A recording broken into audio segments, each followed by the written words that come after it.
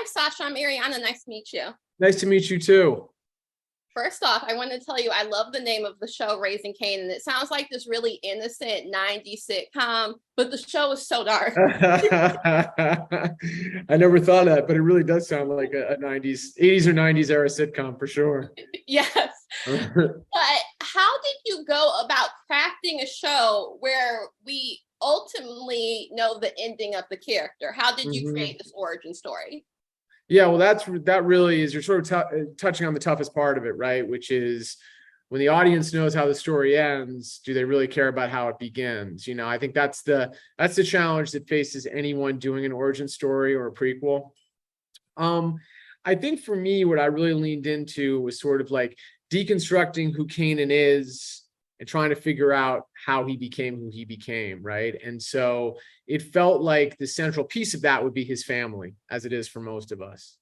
And then sort of diving down even deeper, sort of his relationship with his mother and with Jukebox and all that. So you know, it really felt like the challenge was the opportunity, really, right? Which was, people know how the story ends, so how do you make it interesting? And yet that was sort of what made it interesting, is that people know how the story ends.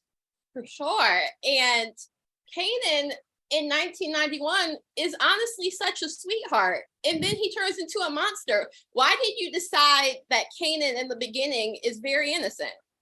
Yeah, I think because, again, like, what we didn't want to do is start off where we ended, right? Like, and we all change. I mean, I think there's aspects, I mean, the human experience, yes, there are fundamental sort of building blocks of you that remain the same over time.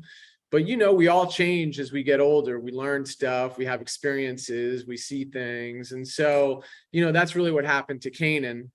I think, you know, obviously in the case of Kanan, as we see, like, some of the stuff he learned and experienced certainly sent him off in a direction that may be problematic once he gets to power. Speaking of power in the Power universe, it's kind of known within the brand that no one is safe and anyone can die. How do you approach that in a way that the show doesn't kind of become a parody of itself and viewers don't invest in characters because we're just going to assume they'll die?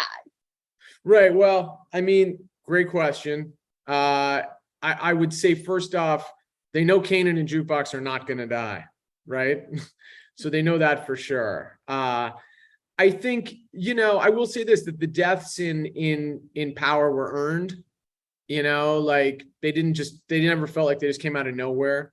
And so I think we try to do that here as well. And, you know, we try to, you know, it's not something we're conscious of. Let me put you that way. Like, I don't necessarily know, we don't think to ourselves, okay, who are we going to kill this season?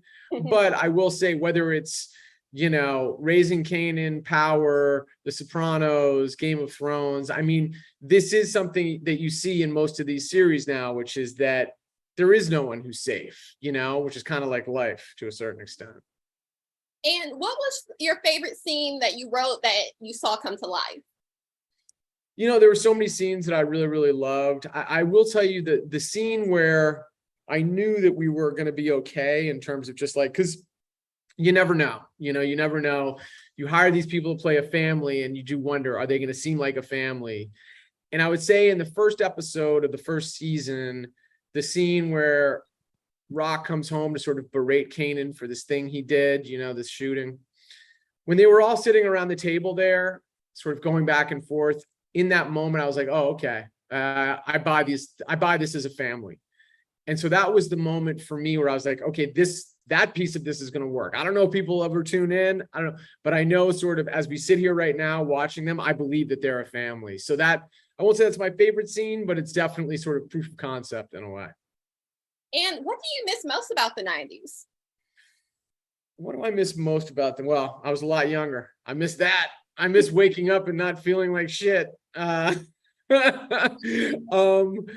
Beyond that, I mean, you know, what's so funny about the 90s is it's a major comeback, right? Like, it's all these brands that were sort of popular in the late 80s, early 90s, whether it's Fila, Sergio Tacchini, you know, man, there's so many different brands that are sort of reemerging. And you look at sneakers, right? Like, you just, you know, the sneakers that still sort of are the hottest sneakers or the oldest sneakers, right? So I think the good news is the 90s hasn't gone anywhere. But for me personally, I loved the music back then. I really did. I think especially the sort of the music that we have on the series is music that I really, really loved and kind of grew up to. So I miss that a lot.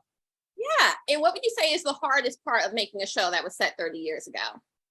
It really is like the clothes and the cars and all that kind of stuff. And even shooting in New York City has changed a lot since the 90s. And actually because of COVID, for example, every restaurant has a little outdoor thing that they built, right? And so when you're shooting on the street, obviously you can't have any of that stuff because that stuff didn't exist in the 90s. So there's just a lot of different challenges that we face from a production standpoint that, it's a challenge, but again, we figure out a way to do it. For sure. Well, thank you so much for taking the time to talk to me, and congrats on season 2 and for more to come. Thank you so much. Appreciate you. Have a great day. You too. Thank you. Thanks.